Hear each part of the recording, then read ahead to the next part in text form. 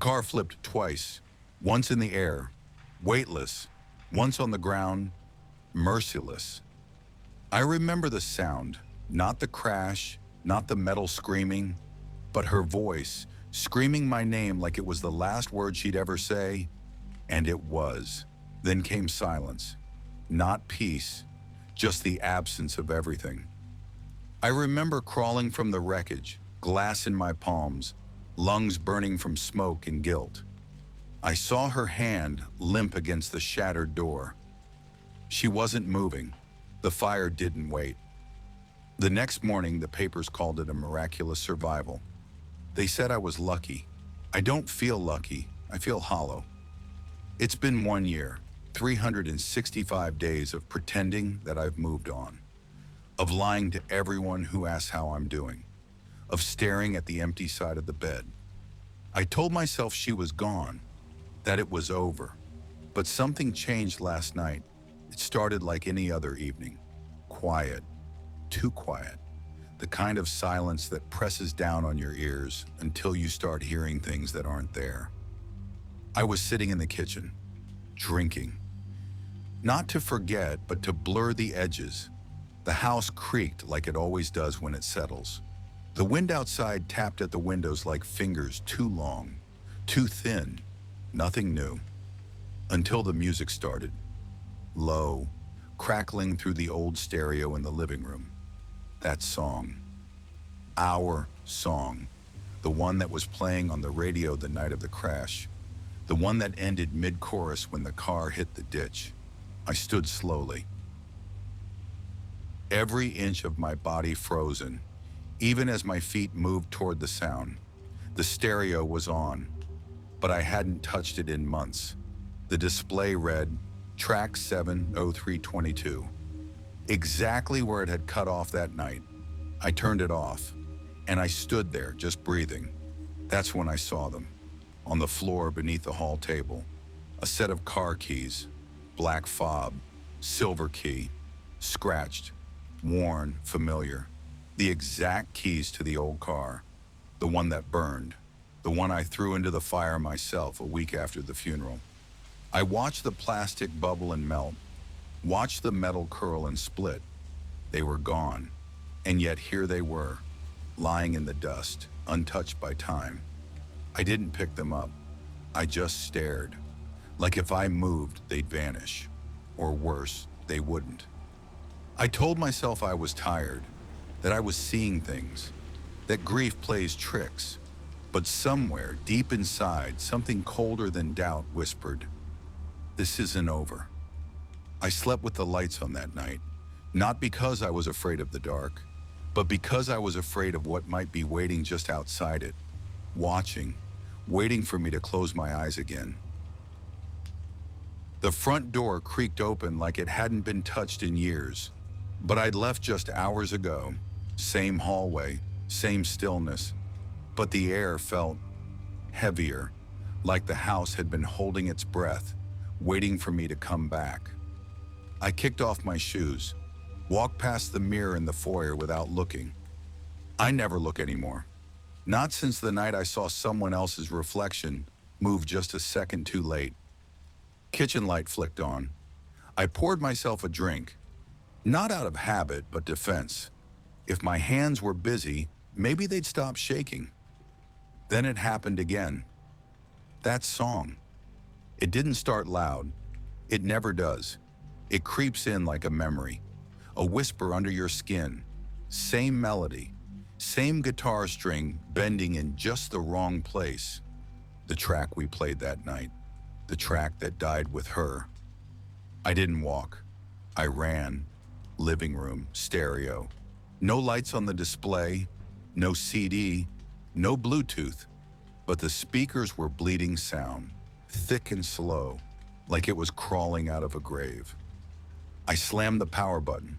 Silence, except for the pounding in my chest.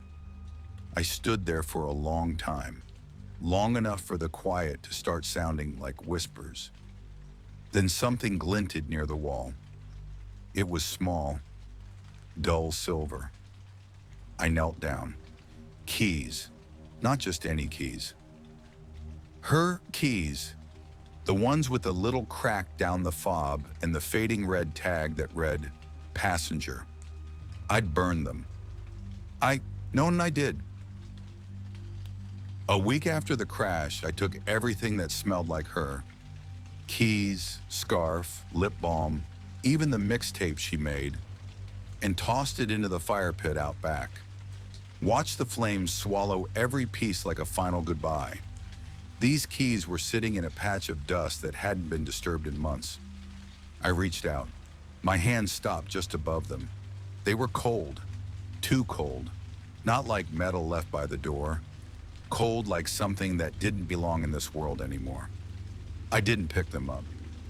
I backed away, slowly, quietly, because something about them felt wrong. Not just in how they looked, but in how they waited. Like they wanted me to touch them, to remember, to invite her in. The house seemed to pulse. I could hear the faint echo of that last scream again. Her voice, raw, cracking, still echoing off the walls of that wreck. My name. Only this time, it didn't feel like memory. It felt like a promise. I turned every light on in the house, not for comfort, for warning,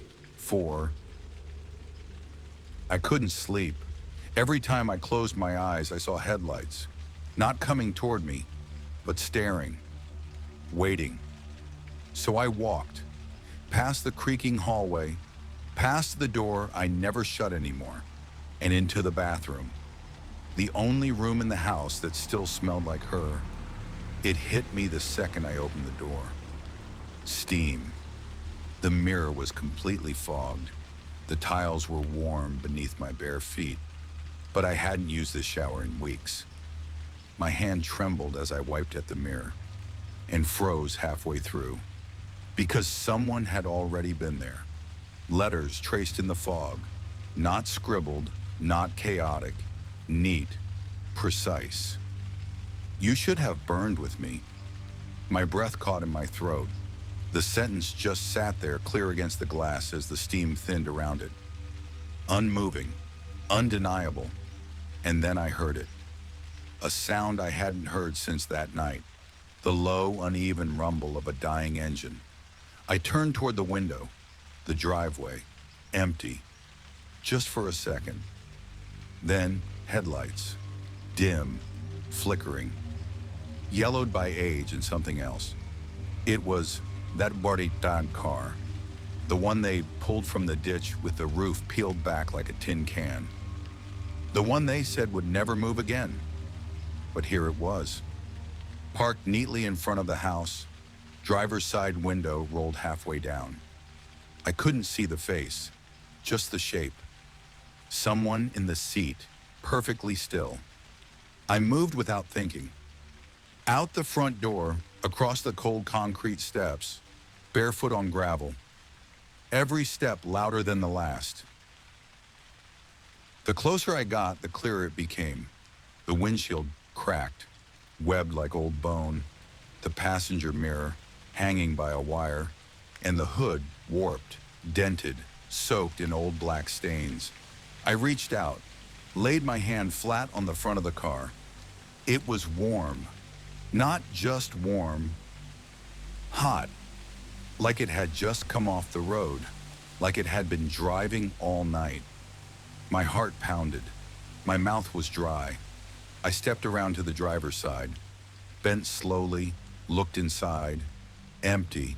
No keys, no driver, no seatbelt, just a rear view mirror cracked straight through the middle, and hanging from it, her charm bracelet, the one she wore that night, the one I never found in the wreckage. It dangled there, gently swaying, but there was no wind. Then I noticed something else. On the passenger seat, a ring box, hers, still open, still holding the engagement ring she never had a chance to take off. I staggered back. The gravel crunched underfoot, louder than before. I looked up at the house. The bathroom light was off now. The mirror, dark, and somehow, I knew the writing was gone. The lights went out. All at once, no warning, no flicker, just the sound of the house exhaling as every bulb died. I stood frozen in the middle of the living room, holding nothing but silence. Then, a click, mechanical, familiar, from the kitchen. I crept toward the sound, bare feet moving slow over the hardwood floor. Another click. This time, a voice followed. Route set, 18 seconds to impact. I stopped cold. The voice was synthetic, female, too calm. It was the car's old navigation system, but that car didn't exist anymore. The small GPS unit, we'd stuck it to the dashboard with duct tape years ago. She always hated the voice, said it sounded too cheerful for something that gave directions to funerals. 17 seconds. I spun toward the kitchen table. Nothing. No screens. No speaker. Just that same voice, now echoing from every wall. 16. I backed into the hallway. The house was darker than night. No glow from appliances, no LED clocks, just the sound of the countdown. And then, a new sound. Breathing. Close. Wet. Coming from the window at the end of the hall. The glass was fogging over. Fast. From the inside. I stepped closer, not because I wanted to, but because something behind me felt worse. The fog on the window thickened, then began to move. Not slide. Scratch. Like nails dragging across the surface. Long strokes, erratic. One word again and again. Turn. I reached for my phone. Dead. No light. No signal. No help. 11 seconds. I ran. Tried the front door. Locked. Deadbolt wouldn't budge, though I never touched it. The keypad flickered to life on the wall near the door. Red numbers blinking. Countdown. 0010. 10 seconds. The stereo in the living room burst on with a high, whining shriek. That song again. My head spun. My heart slammed against my ribs. Then the phone on the wall, the old landline I never used, rang once. Just once. I let it. The answering machine picked up. Beep. Silence. Then her voice. You turned the wheel. Not angry, not broken, just wrong. Like her voice had been stitched together from memory and pain.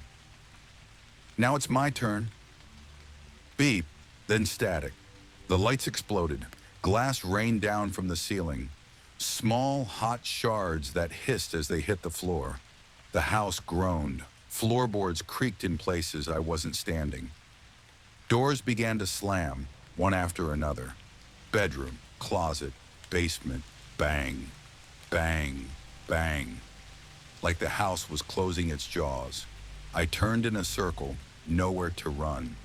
Then the sound of tires crunching gravel. From inside, from the hallway. Headlights glowed faintly against the wall ahead. But they were coming from behind me, closer. Jag kämpade för att I ran, no plan, no direction, just instinct. The hallway twisted behind me, doors slamming shut before I could even reach them. A boom to the left, another to the right, and then light. Not the soft yellow glow of lamps, headlights. They cut through the hallway like twin blades, sweeping across the wallpaper, casting long, warped shadows that didn't belong to me. I stumbled into the kitchen. The window above the sink exploded outward, shards spraying like ice. A street lamp outside sparked, flared, then died in a flash of blue. Darkness swallowed everything except the glare of those headlights, still burning behind me. I threw open the pantry door and ducked inside, pulling it shut, fighting to slow my breath. Everything went still, too still, except for that glow. Through the slats in the pantry door, I saw it. Headlights. not outside, not through a window, but bleeding under the pantry door like the car had followed me into the house, or like I had followed in inside. The smell hit me next, burnt rubber and engine oil, and beneath it, her perfume, sweet, faint, soaked in gasoline. I leaned forward, peeking through the crack. There was nothing. No tires, no hood, no car, just the light, moving, breathing, like it was alive. The floor vibrated beneath me, a low, steady rumble, and then a sound I hadn't heard since the crash, the seatbelt warning chime. Ding, ding, ding. Soft, repetitive, getting closer. I pressed my back to the shelves, knocking over canned food. It clattered around my feet like bones.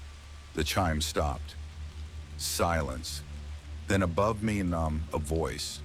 From the old intercom we never used. It crackled, coughed, then cleared. Her voice again, only this time whispering just one word. Drive. The pantry door creaked, opened an inch. I didn't touch it. Cold air rushed in, and with it, the feeling I wasn't in my house anymore. I stepped out 1 foot first and stopped. The kitchen was gone, walls replaced with fog glass, ceiling lights buzzing above me, vinyl seats, a cracked dashboard. I wasn't in my home, I was in the car, or something that had become it. The world outside was black, not night, void. A road that stretched in both directions but led nowhere. My hands moved without permission, gripped the steering wheel. The leather sticky, soaked in something I didn't want to name. In the passenger seat, her shape, no face, just the outline. A shadow stitched together from memory and ash. She turned to me slowly. Her voice filled the cabin. Close your eyes again, I dare you. I tried to scream, but the engine roared over me, and I realized I wasn't running anymore. I was driving in circles, and she was taking the wheel. The radio crackled to life. No hands touched it, no buttons pressed, just static at first. Low, dragging static, like the world itself was tuning in. Then her voice came through. Not the warm, laughing voice I used to know. This one was cold, flat, empty, like someone had drained the soul from it. You let go. I froze behind the wheel. The headlights showed nothing ahead. No road, no trees, no horizon, just blackness. You let go of the wheel and of me. I shook my head, whispering to no one. No, that's not... I tried to hold on. The radio cut me off. I remember everything. The words sliced through the cabin, soft but sharp, like a knife wrapped in silk. You were looking at me. I saw your hands loosen. I saw the fear take over. I screamed your name. The static surged for a second, a burst of noise like twisting metal and shattering glass. You closed your eyes. My grip on the wheel tightened. The leather felt wrong, wet, as if soaked in sweat or blood. You didn't even try to save me. That's not true, I shouted. The windshield flashed, just for a second, and I saw it. Her face, pressed against the glass from the outside. Mouth open, skin scorched, bubbled, bone peeking through torn lips. Then gone. The radio crackled again. You climbed out.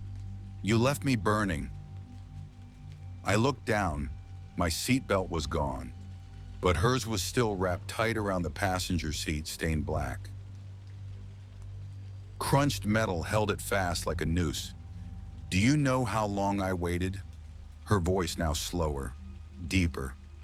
In that cold, in that dark, inside the silence you left me in. I couldn't speak. My throat clenched, every breath tasted like ash. Now it's my turn. The cabin lights flickered. The dashboard lit up, every warning symbol flashing red. Airbag, engine, oil, all screaming at once. The car began to move. I didn't touch the pedals. It crept forward, wheels grinding over nothing. I reached for the gear stick, but my hand passed through it. Not like a ghost, more like the car didn't want me to touch anything anymore.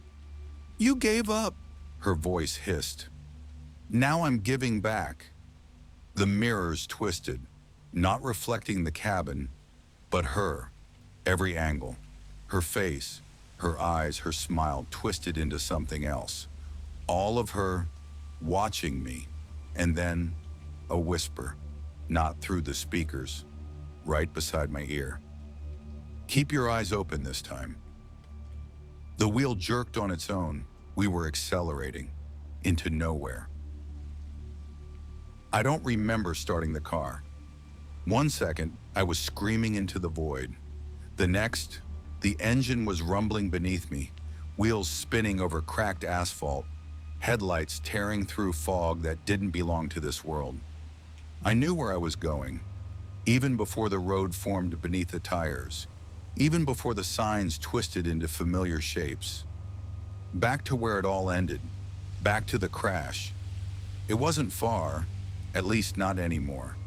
The way there didn't feel like a highway, it felt like a memory, warped, collapsing in on itself. Trees blurred past like ghosts, branches clawing the air. The sky above was black, no stars, just a single hanging moon, too large, too still. Then the car slowed on its own. The road curved to the right. I knew this bend. I saw the scorch marks before I saw the tree, the same one we hit. Its bark still split, the trunk warped inward where metal had kissed it with fire. The car stopped. I stepped out, and time stopped with me. No wind, no sound, just the crunch of gravel beneath my boots and the dry, pulsing drumbeat in my ears. The crash site was exactly as I remembered it, and completely wrong. Twisted metal half buried in the ditch, a tire melted into the soil, scraps of shattered glass blinking in the dirt like broken stars. But there was no police tape, no signs of cleanup, as if the world had decided to leave it here, a scar that refused to fade. I knelt beside the wreckage. Then I saw it. Tucked between the mangled frame and a rusted piece of dashboard, something smooth, white. I reached in, pulled it out, my driver's license, burned at the edges, still warm. But that wasn't what made my stomach twist. It was the date. Date of birth, the same. Photo, me, smiling like I used to. But beneath it, where it should have said, expires, it said, date of death, July 23rd. Today. I staggered back, dropping it. The wind picked up suddenly, hard and sharp, cutting through the trees like knives. It carried something familiar, not just the reek of gasoline or the copper sting of dried blood. Something sweeter, her perfume, mixed with smoke, mixed with decay. The air grew thick, heavy. Every breath burned. And then I heard it. Soft at first, drifting on the wind like a lullaby. Her humming, that same tune she sang when she didn't want to argue anymore. When she wanted to pretend everything was okay. It was coming from inside the wreck. Low, steady, mocking. I stepped closer, and then I saw it. The passenger seat, melted, warped, blackened, wasn't empty. A shape sat there, not quite human, head bowed, hair fused into the seatbelt still tight around what was left of the torso. Her engagement ring glinted in the dark. I tried to speak, to apologize, to scream, to run, but my voice stayed buried in my throat. She raised her head slowly, and I understood. I wasn't standing out to the crash anymore. I was one inside in it. and I never left. The air shifted. It wasn't just the wind anymore. It was breath, not mine. Warm, wet, close. I felt it behind me. That weightless pressure, that terrible silence that only exists when something is watching. My skin crawled, my legs locked. I didn't want to turn. Every instinct screamed, "Don't look, don't turn around. If you don't look, maybe she won't be real."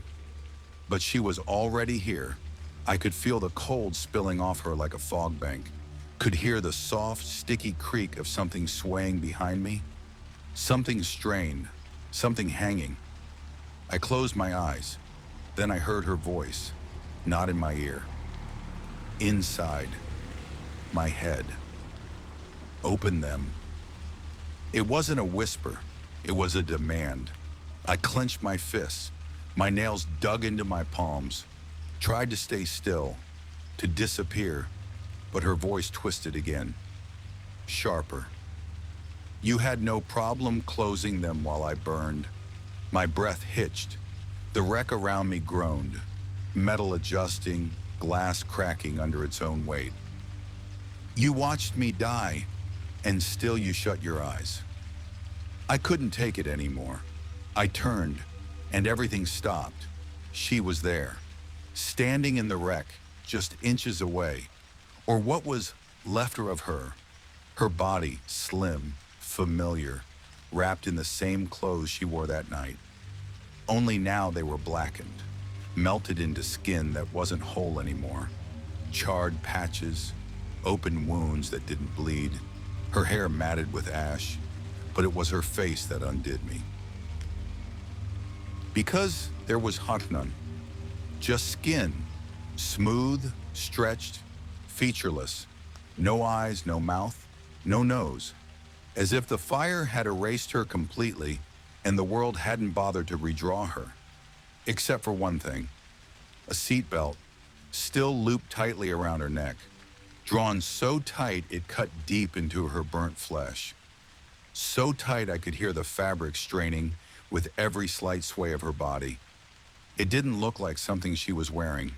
It looked like something still trying to kill her, and yet she stood, perfectly still, her head tilted. Then slowly, she raised her hand, pointed straight at me, and her voice came again, low, shaking, not from fear, but from the weight of vengeance. Try keeping your eyes open now. I wanted to run, but my legs refused. The world spun around her. The wreck melted into darkness. She stepped forward, just one step. That was all it took. The headlights from nowhere blinked on behind her. Their beams cut across her face, and for just a moment I saw, beneath the skin, where her face should have been, charred bone, teeth grinning through melted muscle, and two hollow eyes burning from deep inside her skull. And in that moment I understood. I was never supposed to survive that night. She hadn't come back for closure. She'd come to finish what the fire started. I blinked, and I was back in the car. Driver's seat, hands on the wheel, engine humming beneath me like a heartbeat I couldn't feel. I didn't remember sitting down, didn't remember the road stretching out ahead. Narrow, endless, stitched with fog and shadow. But I was here, moving. The dashboard flickered dim orange. All the gauges danced erratically, speedometer climbing, falling, climbing again. The gear stick locked, steering stiff, as if the car didn't need me to guide it. I tried to take my hands off the wheel. They didn't move. They wouldn't. My fingers clenched tighter, like the leather was fused to my skin. The road outside twisted into a perfect memory. That same tree on the bend, that same slope of the ditch. Everything exactly where it was 1 year ago. Except for one thing. She was next to me, passenger seat, silent. She didn't look like she did in the wreck. Not burned, not broken. Worse, she looked alive, but wrong. like a memory brought back from a mind that had been through too much grief. Skin too pale, eyes too dark. That same bracelet dangling on her wrist, still stained with soot. And her smile was empty. She turned her head to me. "You didn't wait for me," she said. Her voice was soft again, human, the way she used to sound when she was sad but trying not to show it. "But I waited for you." I swallowed hard. My lips moved, but no words came. The car moved faster. We passed the mile marker, the one right before the turn. Same one we passed just before everything went black. I knew what was coming. "You left me," she said. Her voice didn't rise. It didn't need to. "But it's okay." She leaned closer. I didn't dare look away from the road. "We're going home together this time." The fog thickened. The road narrowed. I pressed the brake. It didn't respond. I twisted the wheel. Locked. My body wasn't mine anymore. I was just a passenger behind the wheel. She was smiling now, watching me. Not the road. "Close your eyes, Hannah," she whispered.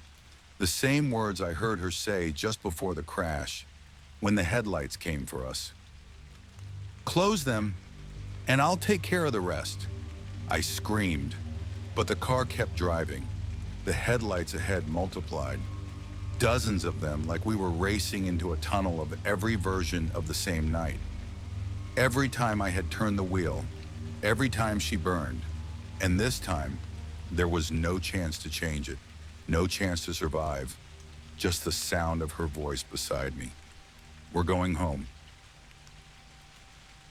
The footage flickers to life. Dash cam view. Grainy, washed in the pale green tint of low light. Rain smears the windshield, though outside there is no storm. Inside the car, silence. Then, motion. The driver's hands twitch on the wheel. His face slowly turns into frame. It's him. But something's wrong. His skin looks drained, waxen, as if he's been carved out of old candle wax. Jaw clenched, mouth trembling, and his eyes gone, not closed. Gone. Empty sockets, black and wet, as if something scooped them out. Not bloodied, just hollow. He doesn't react to the road, doesn't blink, can't. Yet he drives, hands locked at 10 and 2, stiff like a puppet being pulled forward by invisible strings. A faint sound enters the feed, static and breath. Not from the car, from behind each the camera. And then she leans into view, passenger side, slow, smooth, as if she's known this moment was coming. She doesn't look at him. She looks straight into the lens, straight into us. Her head tilts. She's smiling, but it's not a smile of love. It's the grin of someone who's waited too long, crossed too many lines to care about coming back. Her skin flickers in and out of shadow, almost glitching. 1 second, soft, pale, familiar. The next, charred, cracked, bone peeking through the burnt edges of her cheek. Her eyes never leave the camera. And then she speaks, calm, deliberate. He closed his eyes once. The car jerks slightly, as if acknowledging her words. Her grin widens and she leans in closer to the lens, inches away. "I fixed that." She blinks. Everything goes still. The car begins to speed up. RPM climbs. The sound of the engine whines, a scream made of gears and ghosts.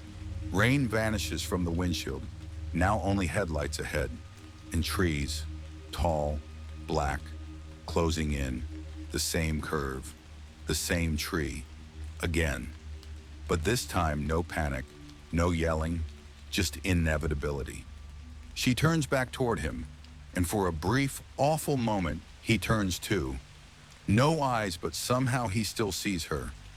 There's no fear, just silence. And then, the crash. The camera jostles violently. A split second of screaming metal, shattering glass. The screen goes black. For a moment, nothing. Then, a frozen frame. Still from the dash cam. The wrecked interior. Both seats filled. Him, slumped over the wheel. Her, staring into the camera. Not smiling anymore. Just watching, waiting. Text fades onto the screen. Accident report, 2 dead, no survivors. The footage loops again and again. The road appears again. Same curve, same tree, same silence. Only this time we're outside the car. A slow, hovering shot, as if the night itself is watching. The vehicle barrels forward, headlights cutting through fog so thick it looks like smoke. Its engine wails in a high and wild, like it's screaming and can't stop. Inside we see them, through the windshield distorted by cracked glass. He's gripping the wheel head low, shoulders rigid. She's beside him, still, composed, almost serene. She's not looking at the road. She's looking at him, as if she's waiting for something. And then, the final moment. No swerve, no brake, no attempt to change what's already written. The car slams into the tree. Metal folds like paper. Glass erupts into the night like a spray of stars. The sound is deafening. Then nothing. Just wind and smoke and the creak of dying steel. The camera holds. A wide, steady frame of the wreck. Steam hissing from the hood. One headlight flickering. The other dark. Inside, motionless. No rescue. No movement. Only the faint glow of the dashboard, pulsing like a dying heartbeat. And then, the screen fades to black. Silence, no music, no whispers, no voice, just void. For a long, breathless moment, then white text appears. Accident report. Date, July 23rd. Time, 02:18 a.m. Location, Ridge Bend Curve, Route 17. Fatalities, 2. Survivors, none. A brief flicker. As if something tries to overwrite the data. Then the report holds steady, final, permanent. The screen stays black, but just before the very end, a flicker of static. One last flash from the dash cam, a single frame. Her face, close, too close, eyes wide, staring straight into the lens. Her mouth moves, no sound, just one word. Again. Then darkness, forever.